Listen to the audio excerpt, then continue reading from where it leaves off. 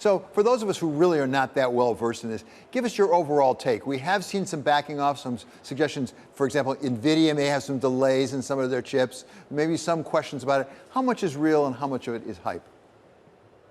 David, first of all, great to see you.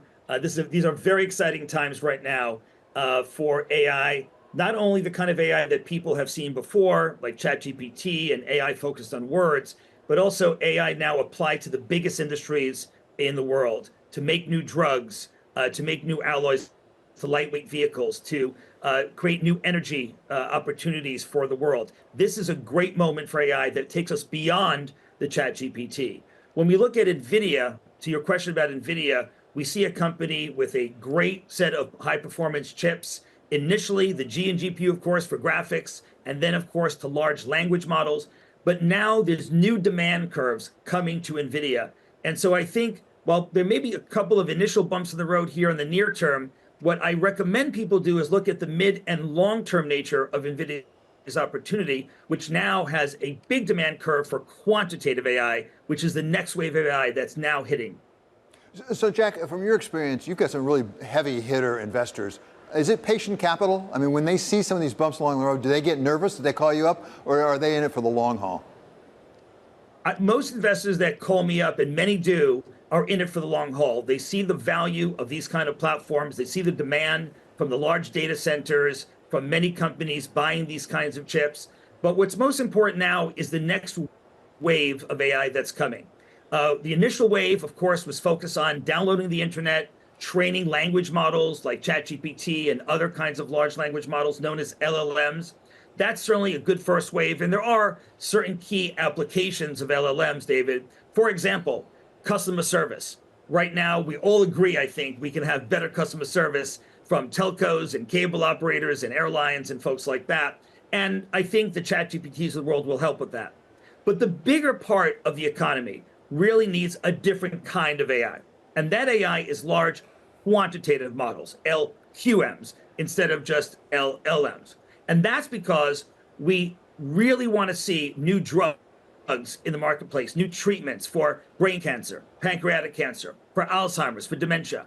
I think everyone watching this show today, David, knows a loved one, a family friend who is impacted by these diseases. 40 years of research has not yielded much for the patients that are afflicted by these conditions. What we're seeing now is the advent of a new, bigger AI, an AI that handles quantitative relationships. It understands chemistry. It understands physics. It understands financial relationships for asset management and portfolio construction for financial services.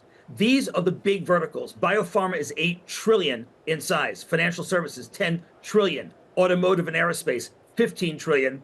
And finally, chemicals, energy, materials, another 15 trillion, part of the $100 trillion GDP economy worldwide. These are the bigger applications that are now upon us in the world of AI. So Jack, that's very helpful, the distinction between large language model and large quantitative model. Big difference. That's one Q. Another Q is quantum. You're involved in quantum. What does quantum add to the mix when it comes to AI? What's fascinating is that let's look at AI and quantum, David, as part of a bigger whole of advanced compute. And so when we look at AI, I think now people get a feel of how powerful that is already, and it's going to even get more powerful over the next 2, 3, 4 years. And now enter the world of quantum. Most people, when they think about quantum, they think about quantum computers. And certainly, quantum computers are going to have a wonderful impact on our society, giving us even more compute on top of and with the AI that we just discussed. But what's not often discussed is the other applications of quantum. For example, quantum sensors. These are sensors that are here today. They're room temperature, they're very compact, they're solid state. And for example, we can use them to improve medical diagnostics. Bring us to the here and now, right now in concrete terms. I was with somebody recently from one of the hyperscalers saying that, you know, a little bit like electricity in the later part of the last century, you have the power plant, you have the grid, and then you have the appliances. And what we need in part with AI are the appliances, as it were. You had an announcement just this week with the Mayo Clinic about some cardiac analysis and how you can help with that. What is that and how close is it to being real? That's a great point, David. It's the applications of AI and quantum sensing that are the most exciting things, not just the theory. And so this week, as you pointed out, we in the Mayo Clinic announced that our AI and device are inside the Mayo Clinic right now in yet another clinical trial. We already completed trials now at UCSF Hospital and the Mount Sinai Hospital in New York. And now this new trial is starting at the Mayo Clinic, one of the premier hospitals of the entire world. Very, very proud to be working with the Mayo Clinic on this and very excited to see some of the outcomes. What's important about that is that the ability to bring quantitative AI, LQMs, combined with advanced sensors in a single format of this box allows us to put that in the cardiac hospital and look at real patients in real time and how their heart is doing in a way that no other modality can do. What's happened is that quantum sensors have become room temperature. They become very portable and small format, low power draw. But the challenge was how to read this huge plethora, this fountain of information coming out of these sensors. That's where AI comes in. Specifically, that's where LQMs come in. You cannot add a ChatGPT to this box and have it interpret those signals.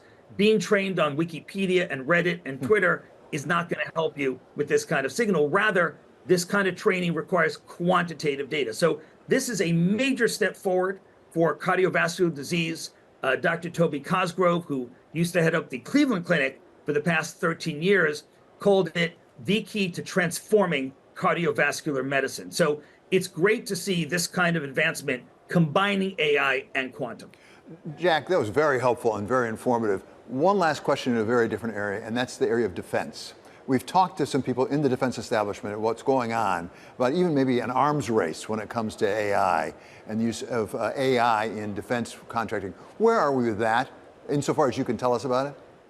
Sure, defense is a very, very critical application. National security is of paramount importance for both the United States and its allies. I think we all agree with the conflagrations going on around the world. It's even more important today than it was just a few years ago. This is both on the cyber aspect as well as the kinetic aspect of war and of conflict. And so when we look at the applications, let me give some examples. If we take navigation, when you're in a wartime scenario, even a pre-wartime scenario, the first thing your adversary will do, David, is they will block and jam GPS. You want to do that as an adversary because you want to stop planes from coming at you and dropping bombs. You want to stop missiles from coming at you. You want to stop drones from coming at you. And you see it today. Russia right now is jamming GPS, not only over Ukraine, but over enough of area of Europe that it has disrupted thousands of commercial flights. Thousands of commercial flights have been disrupted by Russia's jamming of GPS. This is another application of both AI and advanced sensing. How is that the case? Right now, GPS, of course, depends on connectivity to satellites. That's very easy to stop, either by jamming or in the case of China recently announcing that they're prepared to shoot down some of those satellites as well. So what do you do about it? Well, of course, you have some gyroscopes in these airlines. You have these spinning gyroscopes that give you some inertial navigation. But to stay on course and prevent drift, we can now bring in AI and these sensors to sense the magnetic field of the Earth. So from a national security perspective, David, this is a critical moment for the application of both AI and advanced sensing in navigation, in cyber, and also in lightweighting materials and battery chemistry for the war front, for the battle theater. And that means that we can then disperse assets in an easier way, a more nimble way.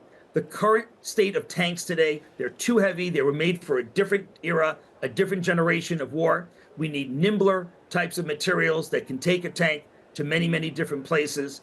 And we just recently made an announcement, David, with the US Army that in fact our LQMs are being used by the US Army to do exactly this, to lightweight the tank materials themselves and to advance battery chemistry so that we can actually have the warfighter protected and in the advanced position as well.